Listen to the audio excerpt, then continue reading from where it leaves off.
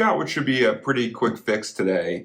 A friend of mine dropped off this student quality classical guitar, and I don't know if the factory decided that they didn't want to use more than 5 cents worth of glue, or if they left us in a hot car or what, but the bridge popped off. And so what I'm going to do is just clean up this bridge, reattach it like this, and then I should be able to restring the guitar and be all done.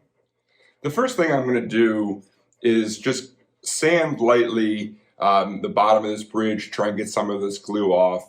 You can see that the break was pretty clean.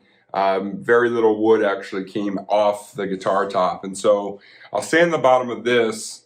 I will probably use a chisel or something to get the glue off of here so that both surfaces are smooth and clean, so I can get the best bond.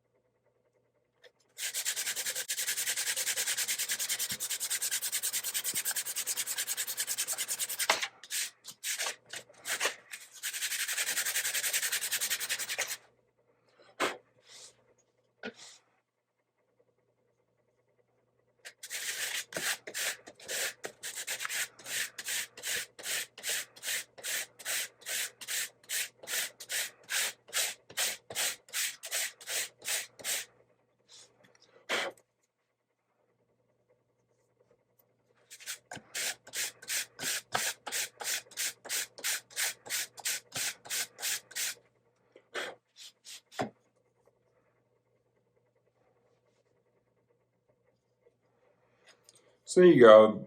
That's pretty good in terms of getting the glue off. There's still a little bit of glue residue, but there's plenty of wood here for bonding. And so the next thing I'll do is just clean off the top, and then we'll start gluing.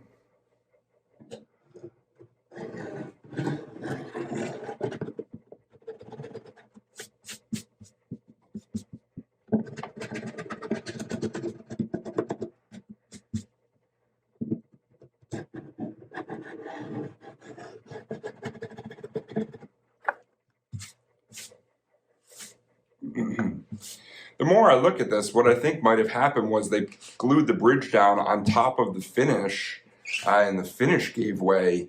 Because what you can actually see when you look at it from the top down is that there's a definite thickness difference and color difference here where the bridge was. Certainly an interesting choice, but we'll remedy that here with just some real light chiseling.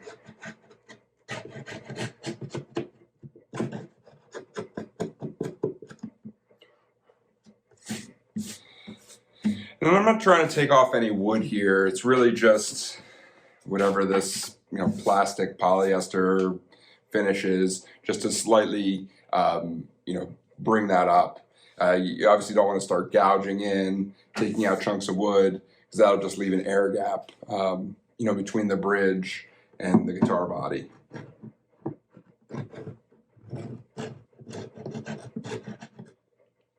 So with both the bridge and the body scraped to get down to the bare wood, I can now just use regular wood glue to affix the bridge back to the body.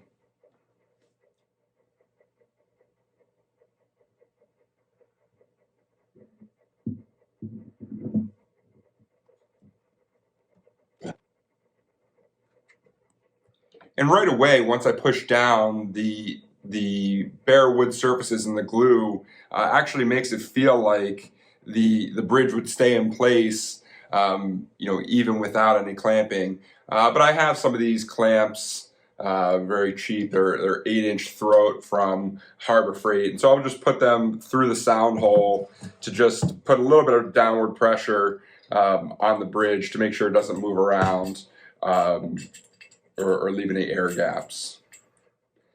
And so much of doing this type of repair is actually just having the right tools. When I got started, and I'm still a beginner, I thought there was this magic, art to doing a lot of things. And certainly there's a lot of skill in acquired knowledge that you have to get.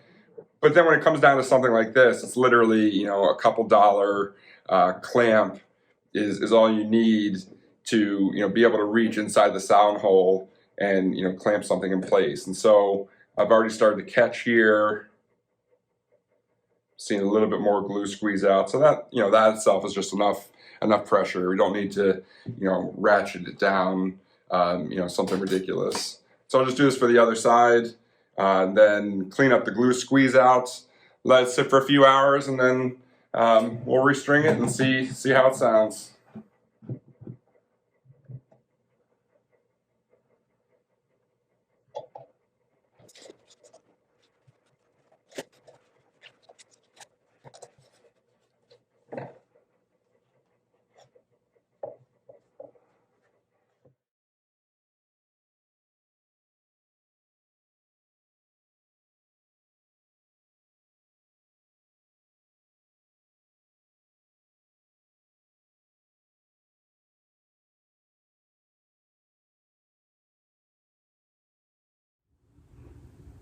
The guitar's had a little bit of time for the strings to stretch out and let everything settle in, and that's back to a playable guitar.